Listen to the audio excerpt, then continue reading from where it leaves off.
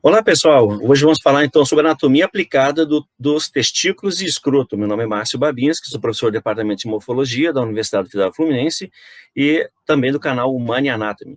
Então, a nossa aula, os objetivos sempre do processo de ensino-aprendizagem é abordar sempre, de qualquer forma, as características gerais, nesse caso do testículo escroto, a topografia, a sintopia, a forma, tamanho e constituição, as relações anatômicas e seus segmentos, a morfologia interna e externa, irrigação arterial, drenagem venosa, drenagem linfática e inervação. Apresentar algumas situações clínico-patológicas cirúrgicas embasadas na anatomia. Bom, algumas generalidades e funções desse aparelho reprodutor masculino. Então, nós sempre observamos, quando se fala em sistema cardiovascular, sistema respiratório, digestório.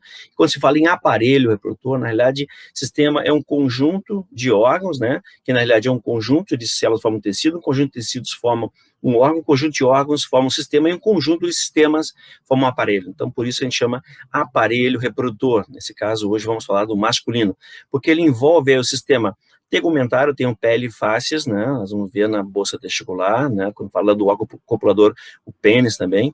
Nós falamos das vias espermáticas e no aparelho, sistema genital masculino, então por isso é chamado reprodutor masculino. Esse sistema genital, então, tem um órgão copulador, tem um órgão formador do esperma, né, e tem um órgão, e as vias urinárias, então, que servem também, parte delas servem para, que chamamos de vias espermáticas.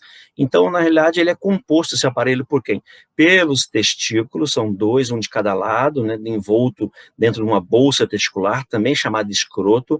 Aí, a partir do epidídimo, que é a sua cauda, tem uma via espermática constituída pelo ducto deferente, que ele, por sua vez, ele transita, então, aqui debaixo da pele subcutânea, atravessa aqui o canal inguinal, né, e lá na bexiga, então, por sobre a bexiga, ele se une à vesícula seminal, formando, então, um ducto ejaculatório, né, que desemboca na uretra prostática.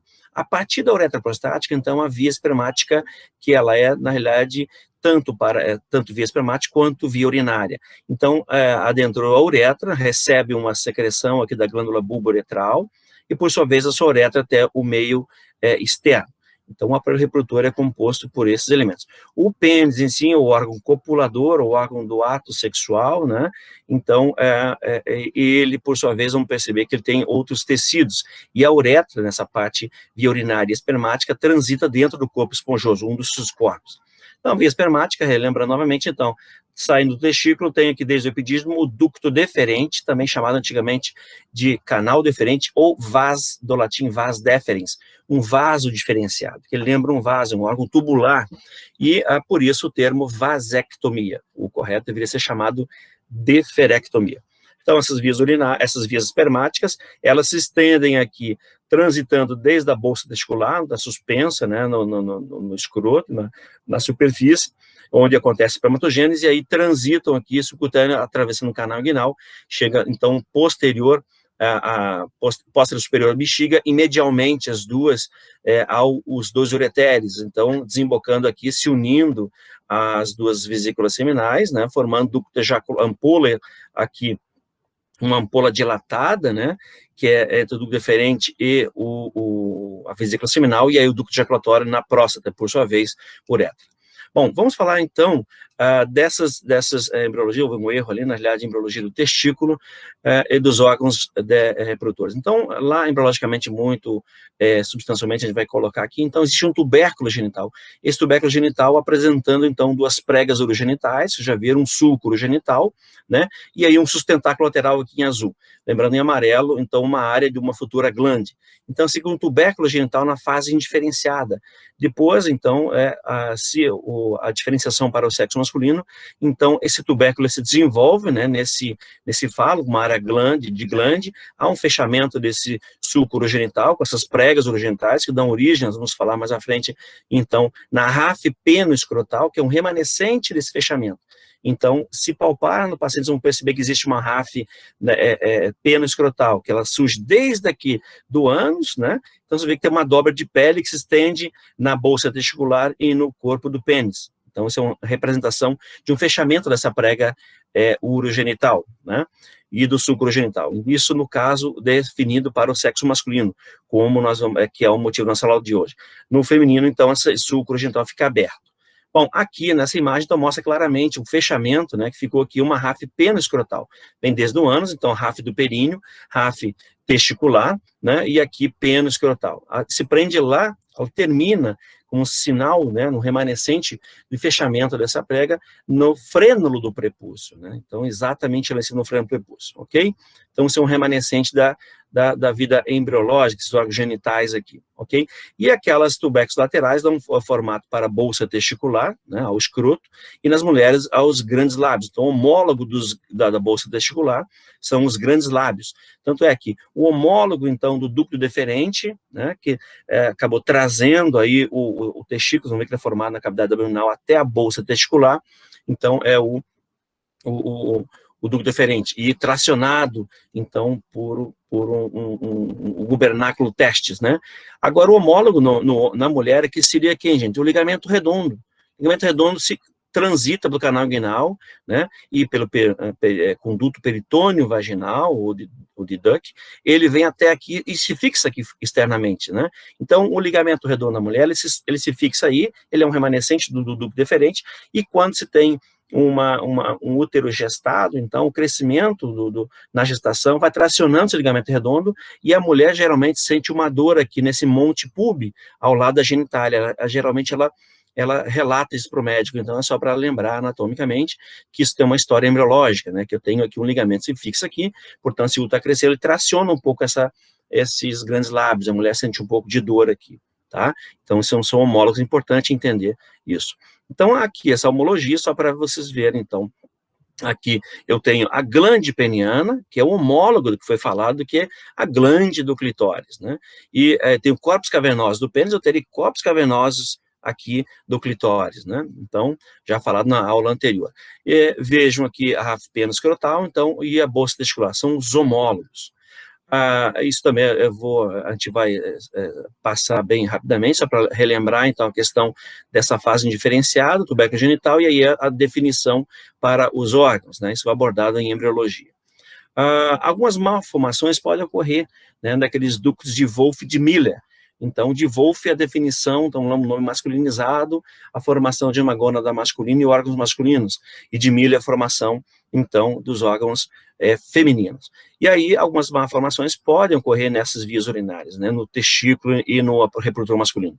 Então, eu tenho aqui, no testículo, tem a formação, então, de os remanescentes do ducto paramesonéfico dos de Miller, né, formamos aqui os apêndices testiculares aqui, na apêndices também wolffianos aqui no epidídimo, né, então, são apêndices que não têm, são achados, não têm aplicabilidade, não tem importância clínica, às vezes talvez cirúrgica, quando crescem, acaba formando uma tumoraçãozinha. A imagem, a ausência, então, da duplicação da vesícula seminal, pode ser somente uma, a genesia da outra. Eu posso também ter cistos do utrículo, né, e que a gente vai abordar mais à frente, e a ausência de parte da próstata. São alterações, então, de uma formação embriológica desse sistema reprodutor masculino. Também a atresia e estenose da uretra, né, pode ocorrer, duplicação da uretra, hipospádia e epispádia, que já falamos quando abordamos a uretra, então pode ocorrer uma epispádia, uma falha da placa anterior, ou da placa posterior. Então, na epispádia, falha superior da uretra, e inferior na hipospádia. Também há alterações de inervação, levando a uma impotência e ausência, então, às vezes, até duplicação do pênis. A migração testicular. Então, o testículo é formado na cavidade abdominal, né? Veja um desenho esquema aqui. Ao mesmo tempo que o rim, né, esse metanéfrico está ascendendo para encontrar a suprarrenal, se implantar na cavidade abdominal retroperitoneal posterior, eu tenho aqui o testículo formado, né, essa gônada formada na parede posterior. Então, ela é tracionada pelo gubernaculum testis, então, no sentido inverso ao rim. Aqui nós observamos, então, que já o rim encontra a suprarrenal, né? Então, e aí a testícula é tracionado nesse segmento retroperitoneal aqui, até mais ou menos aí o 8º mês lunar, onde ele transita na bolsa aqui no canal inguinal, e ele empurra o peritônio para dentro desse canal inguinal e, por sua vez, uma dobra de pele, né, que é aquele sustentáculo onde vai abrigar o testículo, ok? E aí acaba se fechando esse processo vaginal que nós chamamos. Bom, isso é a migração normal. Então, vejamos aqui, em 8 semanas, né, veja o testículo grande, ele migrando aqui para a cavidade pélvica para alcançar, e aqui o gubernáculo testis, do latim, quer dizer, aquele que traciona, aquele que guia. Então, ele vai tracionando até o canal inguinal aqui profundo, ok? Então, em 11 semanas. Ele pode... Então, em 4 meses lunares, aqui ele está pré-escrotal, ainda na abdominal, né, e sendo tracionado. E aqui ele pode, então, no 8º mês, como eu falei para vocês, ele migrar para a bolsa testicular, podendo ocorrer algumas falhas nessa migração, que nós chamamos de criptorquia, ou criptorquidia, ou criptorquidismo. Cripta do latim, do grego quer dizer escondido, orque do grego quer dizer testículo, orquite, uma inflamação no testículo, orquialgia, dor no testículo. Então, ele está aqui no canal inguinal, ele está ectópico, e essa ectopia nós chamamos, então, de criptorquidismo, tá? Então, isso é palpável. Então, uma das coisas, uma das situações médicas, né, que o pediatra ou o neonatologista deve examinar, né, no segundo plano. No primeiro plano são o apgar, o nascimento, e em 24 horas, então, esse exame geral do neonatologista inclui a palpação da bolsa testicular para verificar a presença do testículo nessa bolsa. Tá? Caso contrário, se percebe que existe uma criptorquia, ele encaminha ao urologista, né? E às vezes pode até adiantar solicitando um exame de imagem. Então, criptorquidismo é isso, a gente é um processo de alteração, né, uma falha embriológica na descida desse testículo, nessa migração testicular em que o gubernáculo pode falhar, né? Esse testículo ele pode apresentar ectópico intraabdominal, ele pode estar no canal inguinal, né, pré-escrotal, né, que é essa raiz escrotal, ou ele pode estar ainda pré-peniano, né, pode estar migrado para outro plano, ectópico na superfície, femoral, migrando pela aquela abertura que nós temos aqui, femoral, né, aquele ósseo femoral para os vasos, e situado aqui na trígono de Scarpa, ou perineal. Então, esses aqui são mais raros, esse testículo ectópico. O que é mais comum é essa pré-escrotal, que aí é utilizado o medicamento e às vezes pode ocorrer, como gonadotrofina coriônica, a migração do testículo. Então, aqui desde esse criptorquidismo pode estar abdominal, né, e aqui, né, na bolsa testicular. Então, aqui mais uma vez um outro esquema mostrando, né, o ponto da ectopia abdominal, aqui pulpeniano, femoral, ou a situação normal aqui. Então, em 26% ele pode estar abdominal, em 8% inguinal, no pré-escrotal em torno de 62%, que é a maior frequência, então anel inguinal interno ou no canal, ou aqui na pré-escrotal em 4%. Então, o mais comum, gente, é no canal inguinal, é palpável, volúvel na superfície, então aquela massa móvel na bolsa testicular dos meninos. E geralmente é mais comum no lado direito. Então, pode ocorrer também algumas falhas, né, nessa união entre o testículo e o epidídimo, né? Então, algumas variações de separação. Em A, na realidade, é o normal, a anatomia normal, a fixação dele, inclusive internamente, que são os dúctulos aqui comunicando o testículo para com o epidídimo. Aqui, em B, C, D e E, nós temos uma ou mais estruturas variantes. Pode ser o testículo, pode ser o epidídimo, pode ser vários segmentos desse epidídimo, uma variação dele, né, ou ele totalmente desvinculado, o testículo septado aqui, envolto por uma fáscia, pela túnica bugina e uma outra fáscia, e ainda em E, então pode ocorrer então, a descida normal do epidídimo e o testículo que não desceu. Então, pode estar todo o componente pré-escrotal, aqui, como nós falamos, 60%, né, em A normal, ou somente o testículo, e aí o epidídimo está lá embaixo, ele desceu, mas não houve a descida do testículo, quando persiste nesse canal, esse canal inguinal na criança, então é chamado de conduto peritônio vaginal, e quem descreveu foi Nuck, então conduto peritônio vaginal de Nuck. Aqui é um trabalho que nós publicamos, junto com um grande pesquisador, que é o Dr. Luciano Favorito, da UERJ, o atual editor-chefe do International Brachytherapy, onde nós verificamos aqui em pacientes, em cirurgias, então, apêndices testiculares, apêndices epididimais e a sua frequência. Bom, nessa bolsa testicular, então, vou falar da morfologia. Veja, A bolsa é uma extensão de pele aqui da região inguinal, abdômen baixo, né? Região inguinal, uma extensão de pele, né? Que nós mostramos aquele tubérculo genital que se estende junto com a formação peniana e ela é suspensa, né, frouxa ao corpo, para abrigar aqui, então, os testículos. Então, por que o testículo tem que ficar nessa bolsa testicular?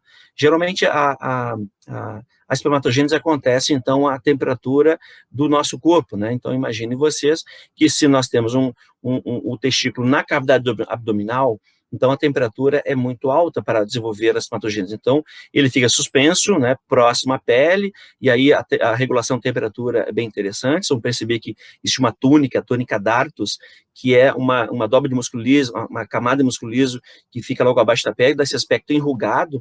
Então, existe um músculo cremáceo. Então, ele traciona o testículo perto do corpo, num ambiente muito frio, para que o testículo não sofra com a espermatogênese, né, por conta do excesso de frio, e também em ambientes muito quentes, a tendência é ficar mais frouxa essa bolsa, mais relaxado, para ficar mais distante do corpo, para não ter alteração da espermatogênese. Então, percebemos que a temperatura influencia. Imagine o testículo na cavidade abdominal. Pode ter uma displasia celular, né, uma metaplasia, e aí até uma neoplasia. Um dos fatores importantes, então, é de se comentar, que ao exame médico militar, todos os homens que vão se apresentar, se ele está, ao exame médico militar, se apresenta uma junta militar, onde todos ficam nus na frente dos médicos militares, e faz um teste, né, que é a manobra de Valsalva, onde nós colocamos a mão na boca, pedindo para o paciente assoprar, fazer uma pressão abdominal. Quando ele faz a pressão abdominal, a musculatura que se estende da parede abdominal continua algumas fibras, né? Nós vamos falar aí para vocês, que as fibras musculares do músculo cremaster. Esse músculo cremaster ele traciona o testículo, então a gente verifica se o testículo está na bolsa testicular. Então, essa manobra para verificar a patência também de hérnias aí, né, nessa situação. E era um dos exames simples para verificar se já uma triagem, se o homem tinha, então, uma criptorquia, né? E isso é um exame médico, há muitos anos é feito no corpo militar para verificar já uma triagem se tem uma criptorquia, e se tem uma criptorquia naquela idade, pode ser que aquele indivíduo pode apresentar uma tumoração abdominal, né? Então, isso quer dizer, a temperatura influencia a alteração, né, patológica dessas células e pode levar até um tumor, porque é um órgão também de envolvimento hormonal.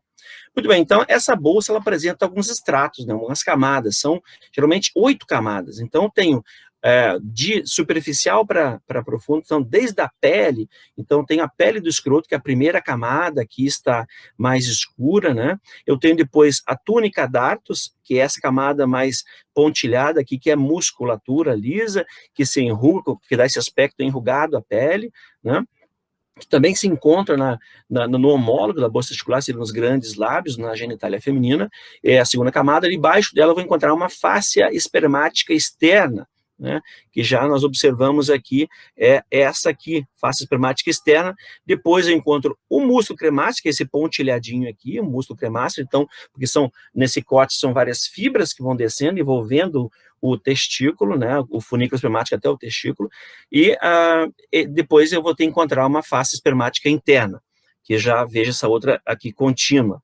Depois eu vou encontrar a face espermática, essa espermática interna, só para lembrar, ela se prolonga junto com a face transversal, né, a face transversalis, na camada 3, aí, a 4, a 5 e a camada 6, e envolvendo esse cordão espermático, ou também chamado de funículo espermático. A camada 7 seria a gordura pré-peritoneal, né, e por último, então, a túnica vaginal ou túnica vaginalis. Então, vejam que é a parte mais interna. E lá ainda, eu diria que tem mais uma, que é a túnica albugínea, homólogo do ovário, então, que envolve um tecido conjuntivo denso, que protege aí o testículo, e nós vamos ver à frente, que forma, então, alguns septos, né, partindo dessa túnica albugínea para dentro dessa medula testicular, e aí separando os septos, onde se encontram os canalículos ou os ductos seminíferos, não se forma, onde se acontece a espermatogênese. Bom, são 7 camadas aqui nessa imagem do Néter, mais uma vez, então, nós podemos observar a tela subcutânea, com a camada aqui em rosa, a pele, né, a túnica dartos, depois a espermática externa, depois a cremáster, o músculo cremáster, a espermática interna, depois aqui a lâmina parietal da túnica vaginal, existe uma lâmina visceral. ok? Então, essa é a organização nesse corte.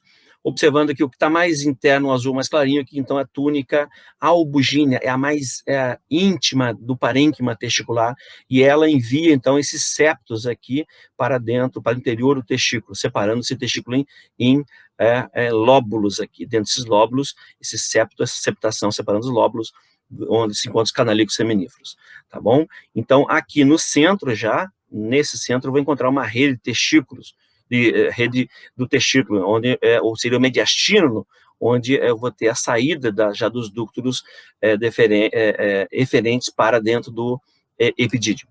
Bom, aqui nessa imagem conseguimos observar, então, olha aqui essa fáscia cremastérica aqui, né, que o músculo cremáceo são os feixes de fibras alongadas aqui, então, músculo cremáceo, ou camada fáscia cremastérica, né, aqui a espermática externa aqui, né, vejam que eu tenho aqui a camada de gordura e a mais externa aqui, então, a pele, ok?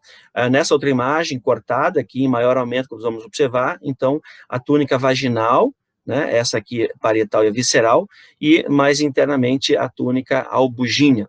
Então, observamos aqui que é envolta, né, além do testículo, também o epidídimo. E aí, logo à frente, então, vou ter esse conduto, esse conjunto de estruturas, na verdade, é um ducto que está saindo, que é o ducto deferente, que está aqui, né? Eu tenho um plexo venoso que está drenando o testículo, que é chamado de plexo pampiniforme. Depois eu vou encontrar uma artéria testicular descendo e um nervo aqui descendo, tá? E depois ela vai se ramificar, a gente vai abordar mais à frente. Então, vejam, percebam que a bolsa testicular tem, essa escroto tem várias camadas. Então, desde pélica, a túnica dartos aqui embaixo, eu vou encontrar uma espermática externa, uma muscular, que é do músculo cremáceo, uma espermática interna, túnica vaginal. Aqui uma peça para mostrar a vocês a organização disso. Bom, a inervação e a irrigação da bolsa testicular acontece, então, por essa artéria, né, que vem lá da artéria pudenda interna. Então, a artéria pudenda interna, ela chega aqui até na musculatura aqui do isquio cavernoso, né, que dá base para a fixação do pênis, do corpo fixo, que a gente vai abordar ainda, e ela transita aqui, continua debaixo da pele, então, irrigando toda a bolsa testicular até a túnica, vocês vão perceber até a túnica albugínea aqui, até as faces. Então, é importante conhecer isso, e essas faces, porque nessa região do períneo é muito comum acontecer em pacientes diabéticos, então, uma síndrome chamada de síndrome ou doença de Fournier, né, por conta de uma pequena lesão nessa região, alguns fungo também é muito comum nessa região, inguinal no homem, e o paciente diabético, vejamos, ele tem uma alteração clássica metabólica, então alterando a inervação e a vascularização. E aí essa região, a bactéria, o organismo patogênico que começa a devorar literalmente esse tecido todo. Então nós chamamos de síndrome de Fournier, tá? Então é importante conhecer esses vasos aqui para a abordagem. Nessa outra imagem, então, só mostrando aqui a pudenda interna, chegando até esse corpo isquiocavernoso e, por sua vez, vai invadir lá a bolsa testicular, irrigando a bolsa testicular. A inervação também acontece então, pelo nervo pudendo, né? Nós temos aqui o nervo pudendo, ele vem para inervar toda essa região do perianal, lembrando que tem um trígono anal aqui e um trígono genital. Então, esse períneo, né, toda essa região chamada de períneo, antigamente também chamada de pudendo, por isso nervo pudendo. Então, o nervo pudendo, ele acompanha aqui o plano das artérias até chegar lá na bolsa testicular, então deixando alguns ramos escrotais, chamados de ramos escrotais posteriores, mesmo nome dado para as artérias escrotais posteriores. Ela tem artéria escrotal anterior e posterior, e eu tenho, então, nervo escrotal anterior e posterior, nesse caso aqui, demonstrando os posteriores para inervar a bolsa, né, o escroto. Aqui nós observamos, então, retirada a parte da bolsa testicular, esse cordão espermático, ou funículo espermático, né? Vejo, então, aqui a artéria superficial, aqui a pudenda, que vai inervar, vai irrigar também essa região aqui e dorso do pênis. Vejam a transição desse funículo espermático até ganhar o anel inguinal superficial, canal inguinal e anel inguinal profundo, que na criança esse canal é chamado de conduto peritônio vaginal de Duke.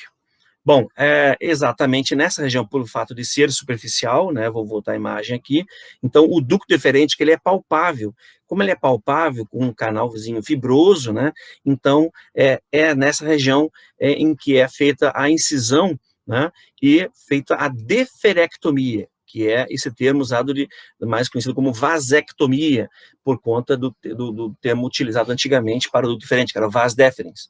Tá? Então, antigamente era somente feito um ponto, dado um ponto, esse ponto, o organismo, o próprio macrófago, acaba destruindo o tecido, né, a constituição desse fio, e aí rompia-se o ponto, nova fecundação. Tá? Então, com o tempo, foi feita essa técnica, então é feita uma dissecção, é feito o corte e é sepultado entre aquelas faces que nós falamos, para evitar qualquer situação de uma perviedade desse canal. Né? Hoje também nova situação, então também alguns homens casam novamente, querem filhos, e aí existe uma recanalização, existem estudos mostrando que quanto mais jovem o homem, e sim, rígido, sem alterações funcionais, tem uma taxa de sucesso relativamente alta, onde se faz uma microcirurgia dele ligando, né, fazendo uma anastomose boca a boca, onde um dia foi feita, então, a deferectomia. Bom, vamos falar, então, dos testículos. Então, os testículos são órgãos ovoides, né, onde tem um polo superior, um polo inferior, né, uma margem lateral e uma margem medial, essa margem medial, então, voltada para o epidídimo, onde tem um mediastino, ele é envolto por uma túnica albugínea, então ele é o homólogo, né, do ovário, situa-se diferentemente do ovário, na cavidade pélvica, então ele está suspenso, né, dentro da bolsa testicular, né, que está suspensa aqui na pelve masculina, e vejam, essa túnica albugínea, ela envia para o seu interior septos de túnica albugínea, né, criando, então, alguns lóbulos, que são esses espaços aqui. Esses lóbulos, por sua vez, abrigam, então, os canais ou ductos seminíferos, onde acontece a espermatogênese. Esses septos se encontram aqui nessa região e acabam criando uma grande rede, onde se encontram a confluência de vários canais seminíferos, formando uma rede testicular. Notem que esse mediastino é o local de entrada, então, de artéria testicular, né, é a saída de várias veias tributárias que vão formar a veia testicular, e aí, por sua vez, o plexo pampiniforme. Também nessa região, a saída aqui, então, dos ductos eferentes. Tomem cuidado com o deferente, né, que é este aqui somente, o deferente, do ducto eferente. Eferente está emitindo, né, enviando aqui para dentro do epidídimo. Então, o epidídimo, ele é uma porção externa ao testículo, ele está preso ao testículo, né, aqui para armazenar os espermatozoides e maturá-los. Então, toma cuidado com esses ductos eferentes. Vamos abordar, então, agora, aqui cada lóbulo, então, nós temos vários canais, né, seminíferos, né, esses canais seminíferos são onde acontece a espermatogênese. Então, aqui vejo aqui uma imagem cortada de um túbulo ou canal seminífero, onde acontece, então, a espermatogênese aqui, dentro desses canais. E se fizer um corte na luz desse canal, nós vamos ver nessa imagem aqui um corte, né, desse túbulo seminífero, acontece, então, da periferia para a luz. Percebam que aquele processo de espermatogênese acontece da periferia. Então, quanto mais periférico eu tenho as células, são chamadas de espermatogônia, depois tem uma espermatócito 1, espermatócito 2, e aqui, por sua vez, o espermatozoide. Mas antes dela, por sua vez, tem uma espermátide. Então, a espermatogônia, espermátide, espermatócito 1, espermatócito 2 e a espermatozoide. Espermatozoide, então, já um espermatozoide formado com cabeça, com colo, com corpo, mas ainda imaturo. Então, isso acontece dentro dos canais seminíferos, ok? E aí, aqui mais uma imagem, né, a espermatogônia, o espermatócito 1, né, já com o núcleo bem definido, um espermatócito tipo 2, né, com os cromossomos já duplicados, e aqui a espermátide, por sua vez, os espermatozoides. Essas célulazinhas, então, de tecido de sustentação, são as células de Sertoli, que estão ao redor aqui desse tecido. Então, voltamos aqui, notem esses canais seminíferos, são vários, né, dentro dos túbulos, e eles acabam confluindo aqui para uns canais retos, esse, por sua vez, se une, formando uma rede testicular, essa rede testicular, os ductos eferentes, que vão, então, desembocar, eferir, enviar os espermatozoides para dentro dessa outra rede que está aqui dentro, que eu chamo, então, de epidídimo. Esse epidídimo acaba confluindo essas várias redes, formando, então, aqui esse epidídimo encontra-se nessa região que eu chamo de cabeça, onde é a confluência dos ductos eferentes, depois ele se une, esses vários canais se confluem para formar, então, o ducto do epidídimo. Esse ducto do epidídimo ainda é irregular, aqui no seu corpo e na cauda, na porção final, então, ele se organiza no tecido retilíneo, esse tecido retilíneo dá origem, então, ao ducto deferente. Então, notem que aqui existem algumas aberrações que podem ocorrer, como o ducto aberrante, né, aqui ou na rede, né, ou ainda na superfície, formando aqueles apêndices que nós já falamos, ok? E aí, nessa imagem aqui do néter, mais uma vez mostrando então, o epidídimo, formando aqui o ducto epidídimo, aqui na porção mais final, né, na cauda desse epidídimo, eu tenho, então, o ducto deferente. Notem que tem todo enovelado, aqui ele já fica somente um ainda enovelado, e aí formando ducto deferente. Então, esse epidídimo é dividido em cabeça, né, que fica muito aderida, muito íntima aqui ao polo superior, o corpo aderido aqui ao mediastino, o testículo, e a cauda, a porção final. A partir daqui, esse ducto deferente, então, ele corre juntamente com a artéria, que está descendo testicular, com o plexo venoso pampiniforme, formando, então, o funículo espermático. Então, esse ducto deferente, ele saiu de lá, ele corre aqui pelo funículo espermático, transita na superfície, canal anel inguinal superficial profundo, por sobre a bexiga, até chegar aqui na vesícula seminal. Então, essa é uma via espermática. Ducto deferente, ou também chamado de vas deferens, como já havia falado. Aqui ele está envolto, então vejam a estrutura, é palpável na superfície, né? Tanto é que a cirurgia ela é percutânea, é superficial, uma incisão superficial, que é anestesia local, né? A não ser que o paciente queira uma sedação, aí necessita um centro cirúrgico. Vejam, e aqui ele é ao lado, então, da artéria do plexo pampiniforme. Tá? Envolto pelas túnicas que nós já abordamos, né? Então aqui, por sua vez, todas elas envolvendo, né? Por último aqui, então, o músculo cremaster e sua fáscia, né? A pele e a túnica dartos. Então, o seu funículo espermático, que está na superfície. Aqui um corte transversal mostrando como ele se organiza. Então, tem a túnica vaginal, parietal e a visceral, e lá envolto encontra então, a artéria testicular descendo, o plexo pampiniforme e aqui o ducto deferente também. Vejam, então, dobras dessa, como no peritônio, né? Então, na realidade, é uma túnica peritoneal que desceu e foi tracionada com o testículo, né? E é chamada de túnica vaginal. Então, eu tenho uma membrana que é visceral, envolvendo, segmentando aqui o segmento vascular e o ducto deferente, então, essa visceral que se projeta para a parede, onde eu vou encontrar, então, o músculo cremaster que está aqui, as suas outras faces, tá? E aqui a cavidade vaginal. Então, se o ducto deferente aqui junto com os vasos nesse funículo espermático. Aqui no funículo espermático, então é importante comentar dos elementos, nós já falamos, a artéria testicular, depois ela vai se ramificar mais à frente aqui, desce também alguns raminhos que vão se segmentar, que é para o ducto deferente, cremastérica, né? E vejo aqui a principal, a testicular, chega no mediastino, ela envia vários raminhos, olha, atravessa então todo o mediastino, mas principalmente atravessando a túnica albugínea aqui, e para cada septo, né? Então ela acaba fazendo uma organização, então são ramos terminais do testículo. Então, imagine vocês, uma torção testicular aqui leva a um sofrimento do testículo, não somente de suprimento arterial, como drenagem venosa, e é muito comum a torção testicular, ok? Então são os vasos aí. Nessa imagem que estão envoltos, né, por todos os elementos, então funículo espermático. O ducto deferente, então ele atravessou o canal aqui inguinal, olha debaixo do peritônio, lá por sobre a bexiga, debaixo do peritônio, e posteriormente a bexiga se encontra aqui, e medialmente ao ureter, ele vai encontrar a vesícula seminal. Então, esse é o trajeto do ducto deferente. E nesse trajeto superficial é que é feita a deferectomia. Mais uma organização. Vamos aos testículos, então, a vascularização.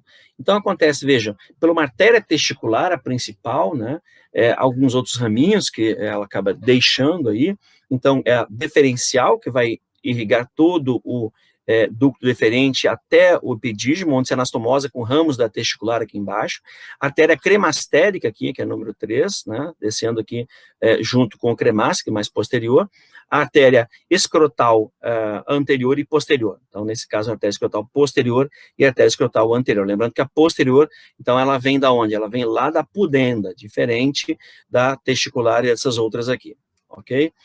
Mais uma vez, essa imagem, nós chamamos a atenção dessa irrigação, que é importante, e então o inverso é proporcional. Os capilares aqui venosos acabam drenando para uma rede venosa aqui, testicular, o mediastino, e se organizando em um plexo. Esse plexo é chamado plexo pampiniforme, tá? Aqui a artéria testicular, mostrando então onde ela penetra a túnica do testículo, e também o epidídimo, se anastomosando com a deferencial aqui, ok? Mais um desenho mostrando já os seus ramos da própria testicular, ok? A drenagem venosa é importante comentar para a situação clínica no homem também. O testículo direito, aquele plexo pampiniforme, ele vai adentrar, né, ao canal inguinal e forma uma veia aqui. Essa veia é a veia espermática aqui, essa veia testicular, na verdade. Veia testicular é também chamada de gonadal, direita. A gonadal direita, ela drena direto para a veia cava inferior. Importante citar, então, que a drenagem variante é do testículo esquerdo, tem um plexo pampiniforme, bem mais proeminente, estão percebendo aqui, vai formar uma veia testicular esquerda. Essa veia testicular esquerda não respeita essa anatomia, porque o fato de a veia cava inferior estar mais à direita, né, ela acaba drenando, né, e tem outros fatores embriológicos envolvidos, drena para a veia renal. Então, testículo esquerdo drena para a veia renal. Importante comentar, esse fator aqui está associado a algumas especulações, né, associado então, a algumas varizes aqui nesse testículo, né, porque é uma dificuldade do retorno venoso, né, então, e aí essas varizes testiculares acabam dificultando esse retorno venoso. Por quê? Aqui a veia testicular direita drena direto para cá, a esquerda drena para a veia renal. Então, a veja, drena direto para uma afluente da cava inferior. Então, já tem um fluxo que vem do rim, vai recebendo um fluxo que vem do testículo, então há uma dificuldade desse retorno. Há uma outra teoria em que a adrenalina que é despejada aqui, ela pode fazer uma vasoconstricção e aqui também diminuir esse retorno venoso. Há um estudo anatômico publicado em revistas nacionais mostrando alterações das válvulas, né, venosas nesse sistema, e aí também impede o retorno venoso. Então, levando chamamos de varicocele. Então, são varizes aqui nessa região. Agora, quando essa varicocele está muito aumentada, visível na superfície, lembrando, nós chamamos um termo de cacho de uva, sinal de cacho de uva, é que está muito proeminente, e aí posso pensar também em que, gente?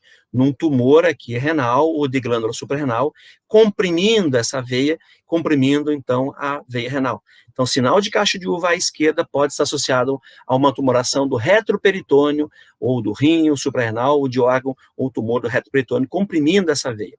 Lembrando, então, que essas veias, elas estão transitando atrás do peritônio, tá? Então, sinal de cacho de uva, importante lembrar disso. Varicocele, também é importante lembrar disso.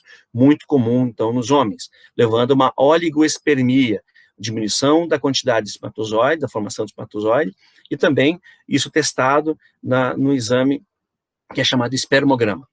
Bom, as variações podem ocorrer, né? Veja lá direito, em 22%, pode drenar para aqui, nesses 22%, nessas variações, então, que 7% pode variar muito próximo aqui, drenando para a cava inferior, próximo à veia renal, né? Mas pode ter duas veias, uma para a cava e uma para a veia renal, ou somente 2% pode drenar para a veia renal direita, dois vasos, são mais raros esses casos aqui, essas drenagens aqui à direita, né? Então, o normal, que é esperado, que 78%, então veja, 78%, a veia testicular direita drena para a cava e a esquerda, em 79%, drena para a veia renal esquerda. Mas pode ocorrer em 19%, então ter duas veias renais esquerda por conta daquela variação desse plexo pampiniforme, então uma variação embriológica. Ou, em menor proporção, 3 veias gonadais, né, drenando aqui.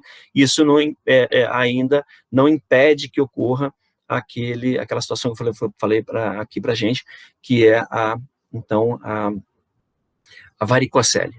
Bom, aqui outro estudo mostrando variações, né, que podem ocorrer em vários planos dessa gonadal, né, direita e esquerda, mas anatomicamente nós comentamos então que a esquerda que é mais problemática, que ela drena para a direita. Agora, se tiver um sinal de caixa de uva à direita, é raro, tem que pensar num tumor de reto peritônio ou tumor renal.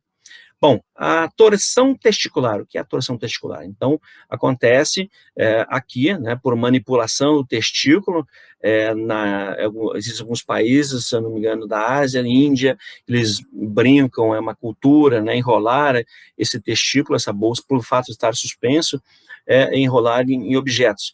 Mas aqui pode ocorrer uma torção testicular por várias etiologias, aqui não cabe a gente comentar, mas qual o problema da torção testicular anatômico? É que esse plexo pampiniforme, como nós falamos, junto com uma artéria testicular aqui, principal fluxo do testículo, então pode levar a uma isquemia, né, ao testículo e também uma necrose de coagulação, então trazendo aí a perda desse testículo, então até um ato cirúrgico, né? Então veja aqui uma peça cirúrgica, o testículo todo hipertrofiado, cabendo na palma da mão do cirurgião, grande, por conta da torção testicular, tá? Então ele fica congesto, o sangue não sai e o sangue não entra, e o que está lá faz um grande edema, ok?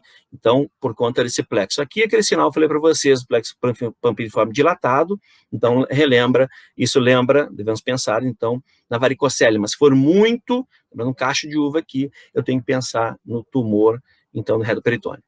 Aqui, então, vejamos a importância disso, desse canal aqui, inguinal, por conta, então, das hérnias inguinais. Outro fator importante no homem, a hérnia inguinal. Na criança e no homem se diferenciam. Na criança é muito mais comum por esse canal, por esse conduto peritônio vaginal de Duke, né? E nos homens pode estar aqui uma inguinal indireta, mas pode ocorrer a direta, tá? Então vejamos, essa hérnia inguinal, ela é nada mais, nada menos que, nós tínhamos lá, então, o testículo que migrou, né? Ele migra para a bolsa testicular, leva a parte do peritônio e esse peritônio se fecha. Deveria se fechar aqui, estão percebendo? Que é a túnica vaginal. Mas uma hérnia, quer dizer, houve uma falha embriológica, onde eu tenho parte desse conduto peritônio vaginal que não se fechou totalmente. Esse processo vaginal não se fechou, então ficou patente. Posso ter acúmulo de líquido aqui.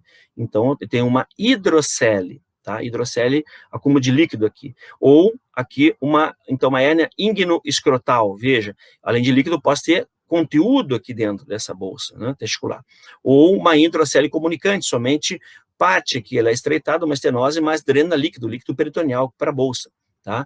Uma hidrocele comunicante, ou um cisto, né, de acúmulo de líquido aqui nessa região, um cisto de cordão, que na realidade, por conta de líquido peritoneal acumulado aqui, formando um cisto, ou formação celular, levando a um cisto, uma tumoração aqui. Ou ainda, uma hidrocele não comunicante. Então, são várias situações. Podem, então, migrar para essa região, não só líquido, como, dependendo da abertura, pode migrar, então, o testículo, alças intestinais para dentro dessa bolsa testicular, ok? Então, aqui uma imagem, né, vejamos aqui à direita, eu tenho um acúmulo de líquido e é feita uma translucência para verificar se é líquido mesmo ou a bolsa. E a palpação é outro elemento importante para observar. Também podemos ter aqui uma espermatocele, né? Bom, eu deixei essa imagem aqui, que é muito comum, então quem fizer pediatria, ou estiver rodando na pediatria, perceber massa. Aqui, muito evidente, aqui eu tenho certeza que tem alças intestinais, né? Então vejam, tem o testículo e alças intestinais. A hérnia inguinal indireta acontece mais na infância. Então aqui, vejam, eu posso ter, por conta dessa falha desse conduto peritônio vaginal, que aqui está patente, né? O testículo desceu, eu posso ter uma alça intestinal descendo aqui, né? Então, geralmente, se eu tenho somente um abaulamento na superfície aqui, tem um testículo que está tópico. Esse outro ele não está tópico, ele está no canal inguinal. Então, se eu ver um abaulamento na região inguinal, que é mais comum à direita, né, e aqui vazio, frouxo, eu tenho uma criptoquia. Agora, aqui eu tenho duas massas, eu tenho o testículo aqui e eu tenho a alça intestinal. Então, esse é o normal, né? A alça está aqui, fechadinho, o peritônio está fechado, a túnica está fechada.